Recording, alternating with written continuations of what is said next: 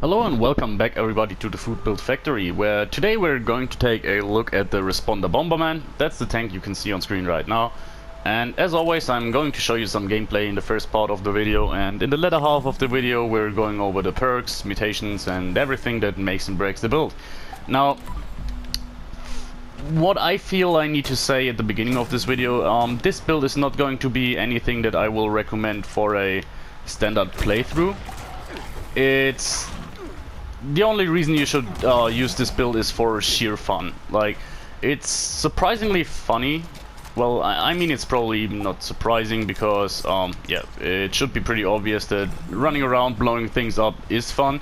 What I'm referring to is that explosive weapons in this game have a really bad image, and that's for a good reason. Now, they're by all means, they're pretty much unusable. Like, you really have to make a completely dedicated build in order to use them somewhat effectively, and even then they're outclassed by, well, simply pretty much everything else in this game. Now, the problem with explosive weapons, in my opinion, isn't even damage. It's exactly two things that are really problematic when it comes to the build, and those two things are, first, condition, which is by far the worst part about explosive weapons, and secondly, the high cost of resources to maintain those weapons. Now, while you get explosive ammo often as rewards for certain events, they are enough to annoy you if you don't use explosive weapons. For example, like 3 missiles or something. But on the same at the same time, they're by far not enough in order to maintain those weapons. Like, if we're talking about the example of 3 missiles or something. Now, if you were to walk a silo and get 3 missiles at the end, well, if you're doing a silo with explosives, you would probably burn through like 300 to 500 missiles. So getting 3 at the end is like a middle finger, in my opinion. So you have to rely on crafting your ammo, which, in all fairness, the ingredients you need for in order to craft the ammo aren't exactly all that rare. I mean, they do use some rare components like nuclear waste and such, but for the most part we're talking about gears, aluminum and everything like that. But still, those might be common, but using them in the hundreds is very costly. Now, what this means is that this character I would basically only recommend in order to burn some resources on your secondary character, and just to use for a little bit of fun here and there. Now, by all means, this build isn't optimized yet. There would be quite some things you could do in terms of damage. Most importantly, the legendary effects I'm using are pretty much not noteworthy. The Fatman is a 2-shot one, which is probably the best you can get for explosives, but especially our auto grenade launchers here are... we have a Zealots one and a Troubleshooters one, meaning extra damage to robots. By the way, let's make... yeah, we used the right one for the robots. So these weapons, they are like instant script for pretty much anyone. So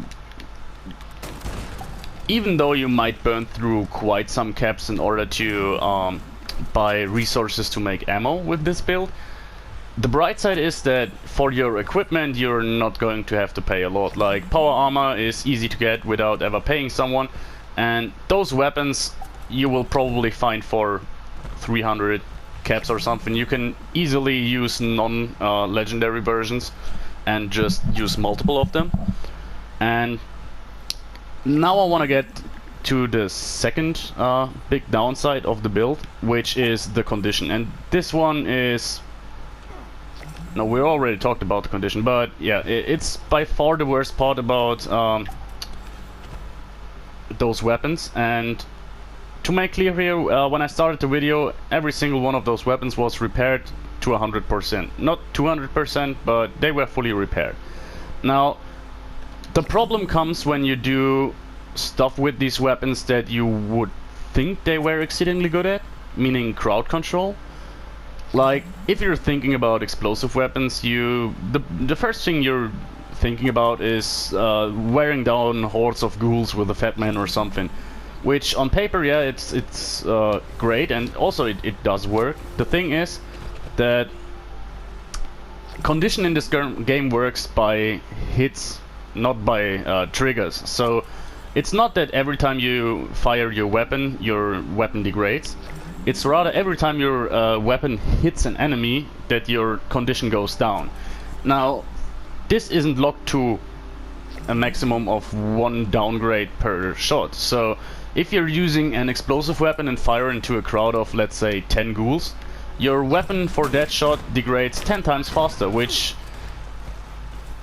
is a real problem on weapons that are already having quite low base condition, which explosives definitely do.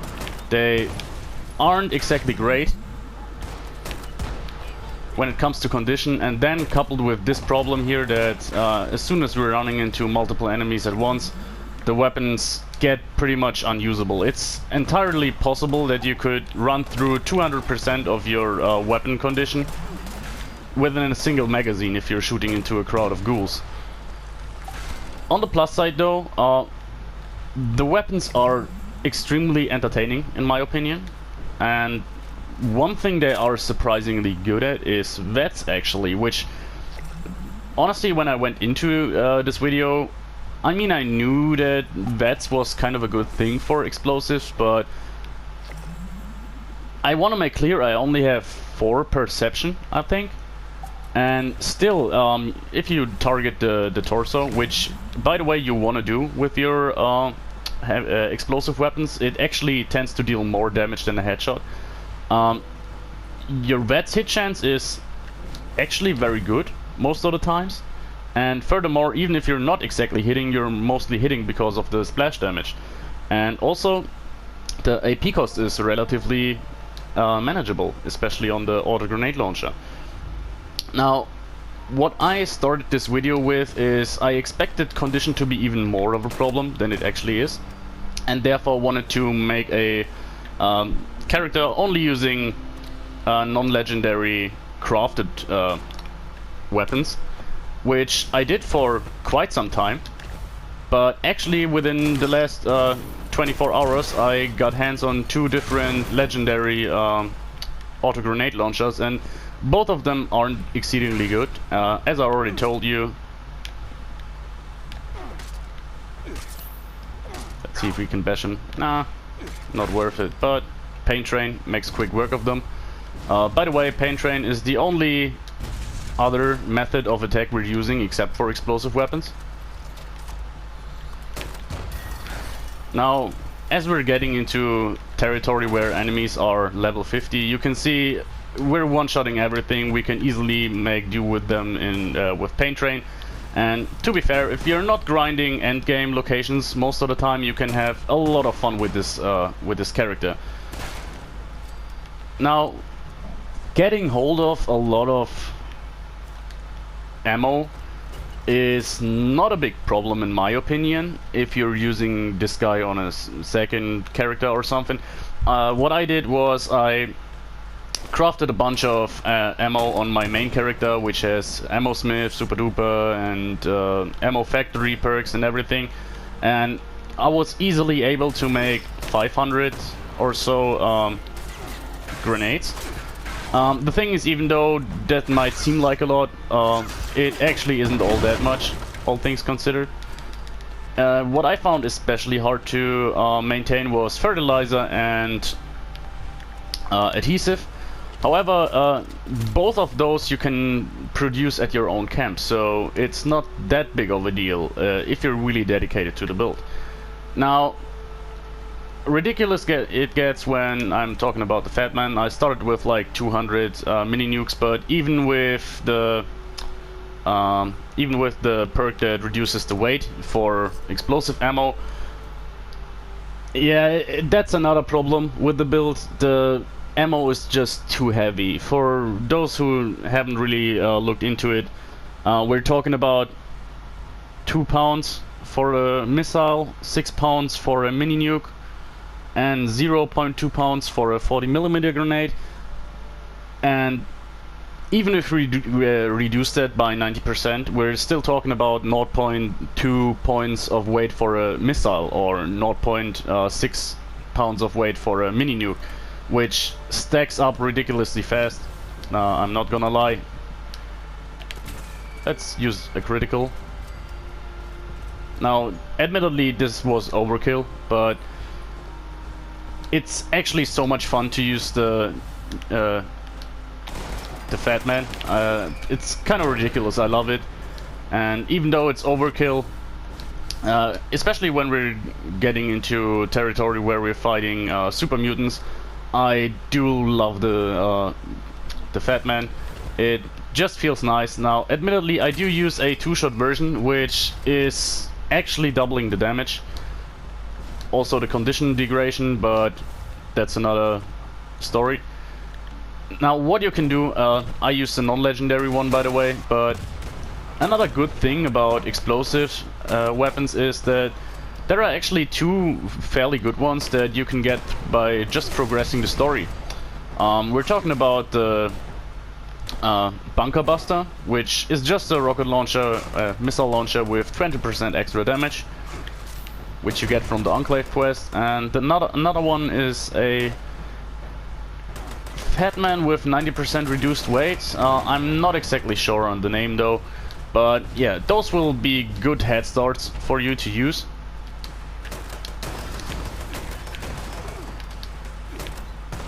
Now, as you can see here, damage isn't exactly our problem. The thing is, people want to expect, and for a good reason, that, well, one 40mm grenade should be enough to one-shot pretty much every mob in this game, which just isn't the case. You will need 1 to 2 shots most of the time. Now, the thing is, as I said earlier, I'm using a Zealot's grenade launcher and the Troubleshooter's one, and those aren't exactly great weapons. Like, they're very situational. Now, I quickly said it when I was talking about the Fat Man. Actually, the best legendary effect in terms of damage for explosives is 2-shot, because for some reason the 2-shot effect still doubles your damage output on explosive weapons, rather than just adding 20% damage. Now, this is because the explosive weapons actually only deal 1 damage. Now, this is for the same reason Vets criticals don't do more damage, or sneak attack criticals don't do more damage, because how it works is the projectile itself from your weapon deals 1 damage no matter what to an enemy. And, well, multiplying 1 by 2.5 times sneak attack or something doesn't change anything. The actual damage from a weapon comes from the explosive effect, which isn't boosted by such multipliers. Now, therefore, it isn't really worth it to invest into criticals or something. They're rather fun because they're acting like homing missiles. Now, if you're doing a crit, it always hits, so you can use a Vets crit to target a Scorch Beast with a Fat Man, and it might take 30 seconds or something, but sooner or later the Scorch Beast will be hit. But the way to actually get more damage is probably, I'd say, Junkies is a solid effect. With anti-armor, I did a bit of testing, but I felt like it's not really worth it on explosive weapons for some reason. As I said, 2-shot just doubles the damage, however, it also doubles one of the biggest flaws of these weapons, which is condition.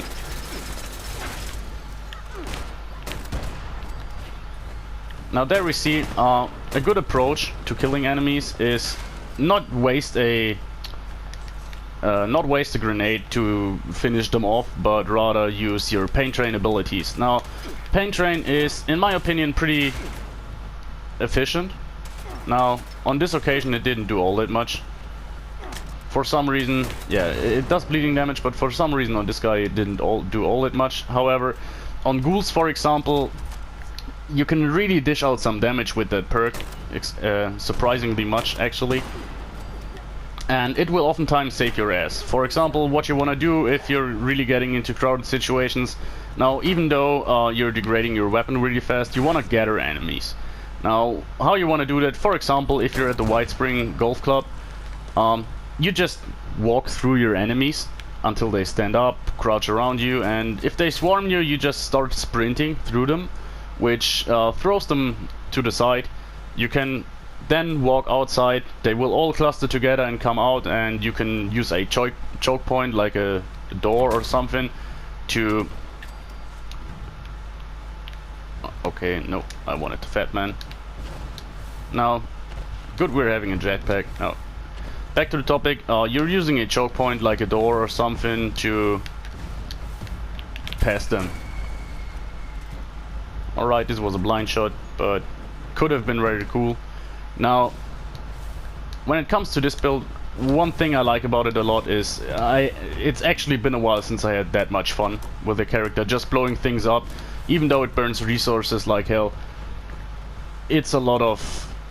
yeah, you can get a lot of enjoyment out of that. Now, as you can see here with the two-shot Fatman, a Deathclaw goes down pretty easily. Actually, take its meat. Now, usually I would stop the video here, but what I want to do is I just want to take some pot shots with the Fat Man down on these super mutants at the back entrance of Westtech, and then we're done. Now, overall, I pretty much said everything I wanted to say about the build. Now, once again, I don't advise you to use this as a serious build for a playthrough or something. It's just there to have some fun.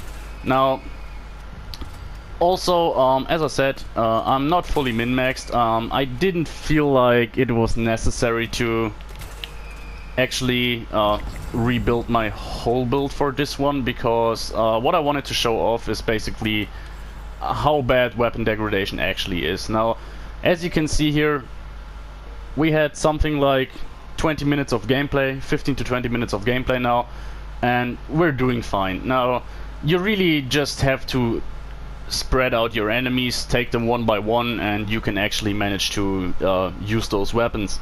Now, as I said earlier in the video, I actually did only repair them to 100% conditions, so factor in Weapon Artisan and you can run twice as long. You really can make the build work. It's just not that you're going to use one weapon and one weapon only. You should have something like, in a perfect world, I'd say you should have 2 to 3 auto grenade launchers and 2 to 3 Fatmans, which sounds ridiculous in terms of weight, but actually, since explosive weapons don't really need all that much modifications in order to be good, like this Fatman is standard. Also, the grenade launchers, both are completely unmodded, which is more than enough for our needs. They wear pretty much nothing with bare arms. Like here we see it, 1.8 pounds for a auto grenade launcher, 2 pounds for a Fatman. Overall, our whole arsenal here weighs around 5 pounds, bit over 5 pounds. You're having that with a single pistol. Like, think about it. That's the great thing here. Now, also you can throw in throwables into the mix. Our character actually has the necessary perks in order to get this here throwing arc and some more splash damage. There we go. He was already barely finished, but yeah, that's it. Now, I hope you did enjoy the video. I actually had a lot of fun with this, and to be honest, I'm gonna be using it for a while, just to burn through all the ammo I just crafted. And yeah, I can only advise you, if you're having a high level main character or something and want to do something different for a while, I can only advise you to try that. Now, enough of this. let's get over the build. I quickly showed you already. This here is our troubleshooter's auto grenade launcher with faster fire rate. I mean, the faster fire rate is kind of nice, but it's not necessary. And extra damage to robots. Now, since I got those two weapons, I found that, yeah, it's not a bad idea to just use them accordingly. Like, if you're running with Toga, obviously you want a troubleshooter's grenade launcher, or here we do have the Zealots one. It can be fun now. As I said, the weapons don't weigh anything, so you could actually gather or collect them in order to have every single Slayer weapon. Ghoul Slayer one would be nice, Mutant Slayer one. And here, this is the, well, main damage dealer of our build, the two-shot Fat Man with 10 damage while aiming. Actually an absolute beast. As you can see there, the damage is really high. Now, it falls short when we're fighting against the Queen or something. I haven't tested it, but from all I know, it shouldn't do any much damage. So, yeah, there's that. And also, yeah, it's ridiculous. You can, by the way, use a Murph launcher, but that's just, yeah, you're just bound to kill yourself with that combination. And as for our armor, we're using power armor. It's a full set of ultrasight armor. I do actually have a legacy jetpack arm, so that means I can use a jetpack arm and a medical torso at the same time. But don't worry, you can recreate this by just using a jetpack. I actually purposefully used the medical one because here we can see it. I do have Born Survivor on, so even without the medical pump I would have injected a Stimpack at 20% health. Alright, let's get into it. Now, strength is at 13. When I started it was at 15, but I felt like that wasn't necessary. Now, what you want to have is obviously bare arms in order to carry a lot of the weapons, lock and load for faster reload, and Ordnance Express. Now, these three are completely mandatory for the build. Without them, well, you could live without lock and load, but Ordnance Express and bare arms, you really need them in order to keep up with the carry weight. Now, next thing is Paint Train. As I said, I really do like it for the simple reason that I don't have to waste a grenade in order to bring down an enemy that only has a sliver of health left. Also, it's fun to just walk through enemies, and it's surprisingly effective against a lot of enemies. It also deals some damage over time, which is nice. Now, especially if you're running through a group of ghouls or something, you really see the perk shine. And last but not least, I did have one rank left here and used Blocker, which even at rank 1 is nice to have. 15% less damage from melee attackers, meaning from ghouls, Yao Guai, Deathclaws. This is a nice thing to have. Now, it's never a bad idea. On to Perception, Fire in the Hole and Grenadier. Grenadier rank 2, Fire in the Hole rank 2, these are enough. You barely have situations where you want to throw even further than you can with rank 2 of Fire in the Hole. Arguably even rank 1 would be enough. And Grenadier rank 2, now this is a given. More damage radius to your explosives is just nice to have, especially with your Fat Man and such. I didn't use concentrated fire because, as I said earlier in the video, going for torso shots is actually the most effective thing you can do with explosive weapons, and therefore not even having the chance to swap between body parts is actually beneficial for once.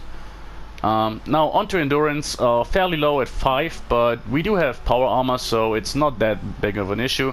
We do have rank 3 of fireproof. Obviously we're always handling explosives, so less explosive damage is just a must-have.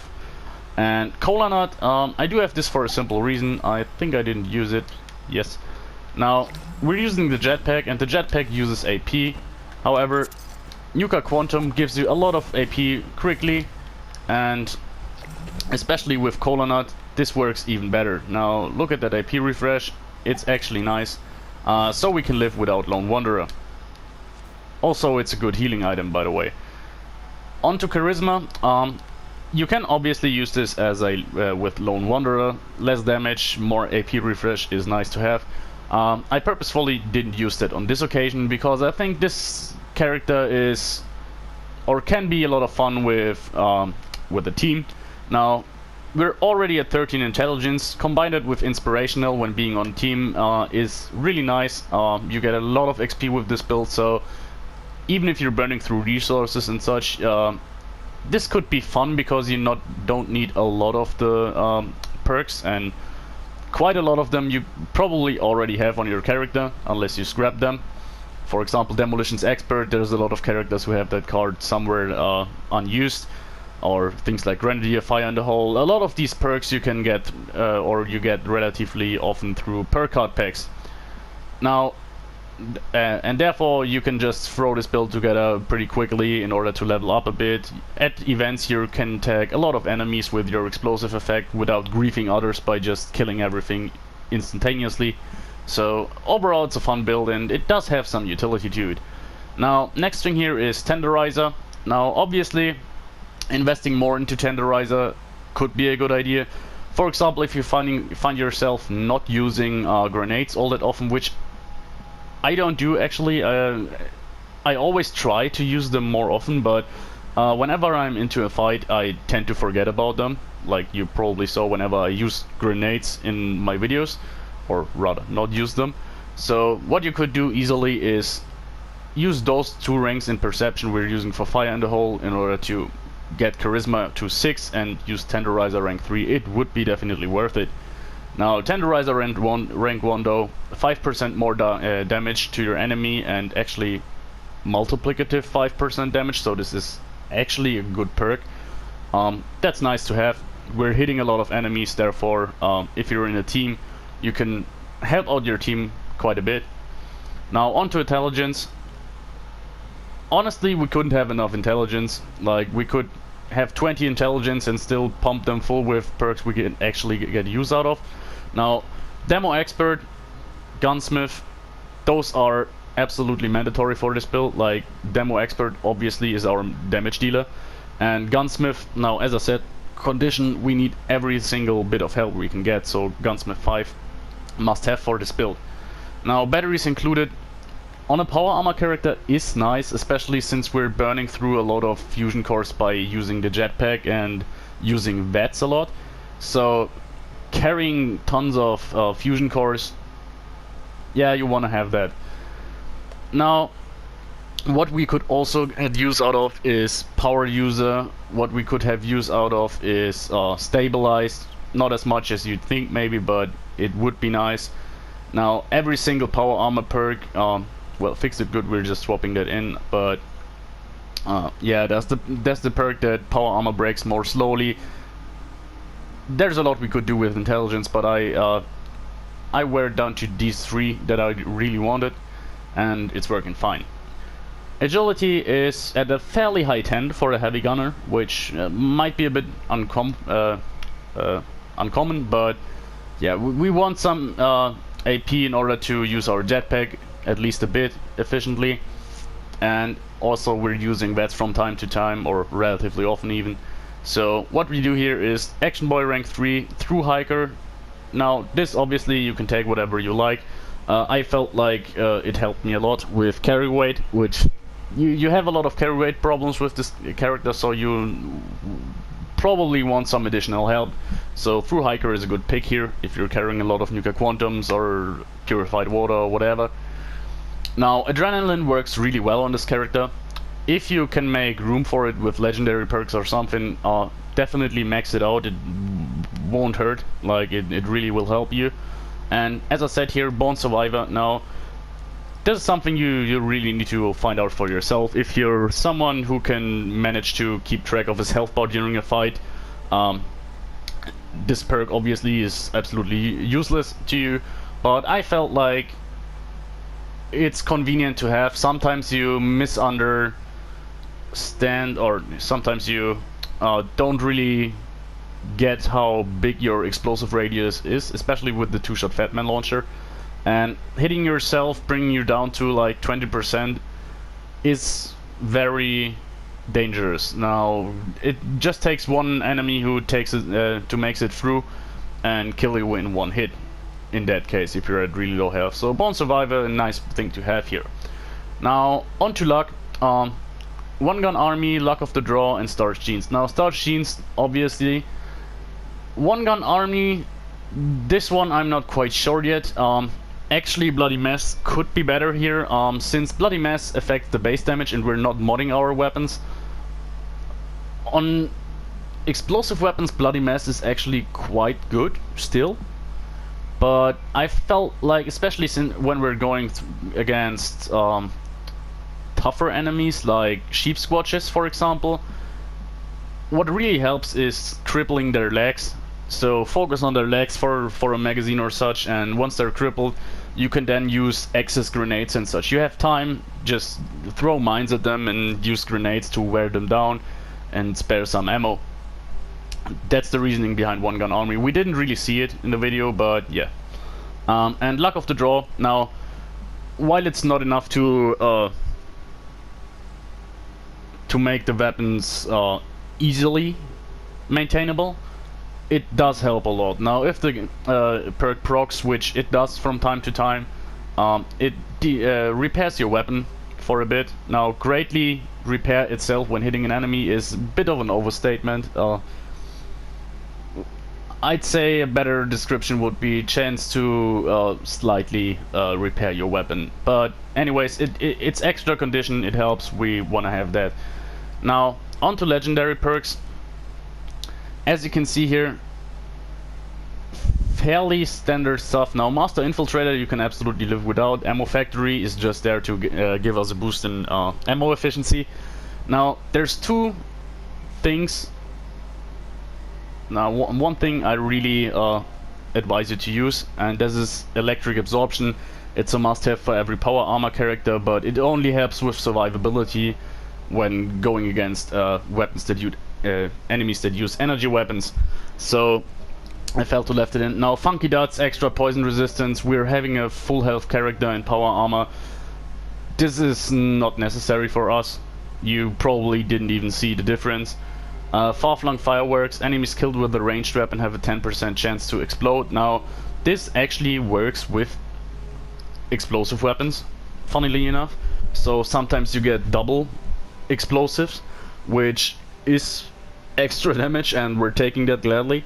So if I were to use this character for longer, I definitely try to max this perk out. It synergizes very well with our already build, but if you're not having access to legendary perks yet, those bits of extra damage in 10% of the cases is not that beneficial. Like, you can definitely live without it.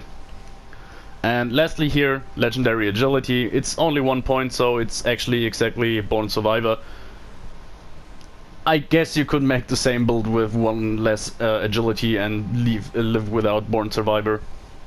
So I feel like you could still use the whole build exactly as it is without legendary perks. Now, last but not least, we're going to take a look at the photo I did. Picture I made.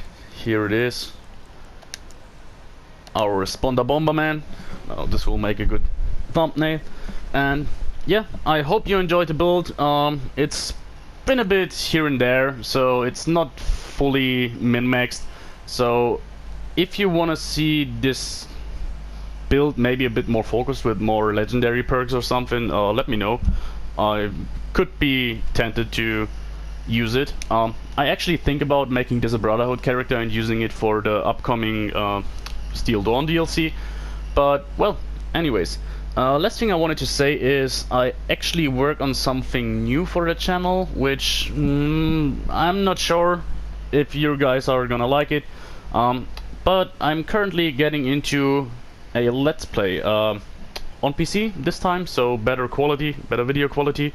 And I'm a bit torn between Fallout New Vegas and Fallout 4. I'm probably gonna make Fallout 4 because I can use my controller, which really helps me. I still getting used to the keyboard. And yeah, I want to do some kind of a challenge run, actually. So if you're having an idea for a good challenge run for Fallout 4 and want to see that, yeah, leave a comment, tell me, or message me on Reddit. Most of you should have my Reddit account. Yeah, that's it, guys. Hope you enjoyed the video, and see you next time. Bye.